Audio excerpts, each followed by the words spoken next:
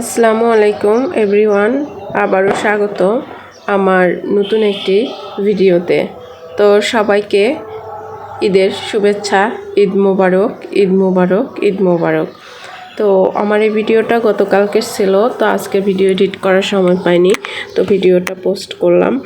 তো আজকে আমি রান্না করব টাকি মাছ। এই যে বাজার থেকে অনেকগুলো টাকি মাছ নিয়ে আসা হয়েছে, তো এটাকে আমি কাটিং করে পরিষ্কার করে ধুয়ে নিয়েছি।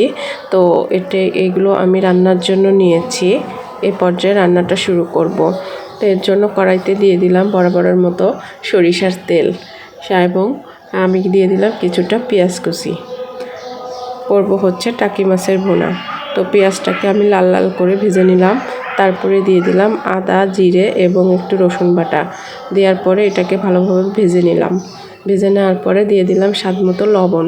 লবণটা দেওয়ার পর আর কিছুক্ষণ ভেজে নেওয়ার পরে আমি দিয়ে দিলাম একটু কাশ্মীরি মরিচের গুঁড়া এবং একটু হলুদের গুঁড়া। তারপরে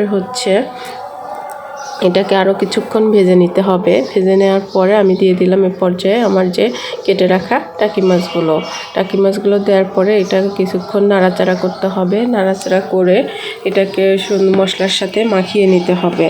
মাখিয়ে নেওয়ার পরে আমি এটাই দেখেন বলক আসছে, কষানো হয়েছে। তো আমি এ পর্যায়ে আমি যে বাটছিলাম, বাটার পানিটা ছিল বাটা ধোয়া, সেই পানিটা আমি এখানে অ্যাড করলাম।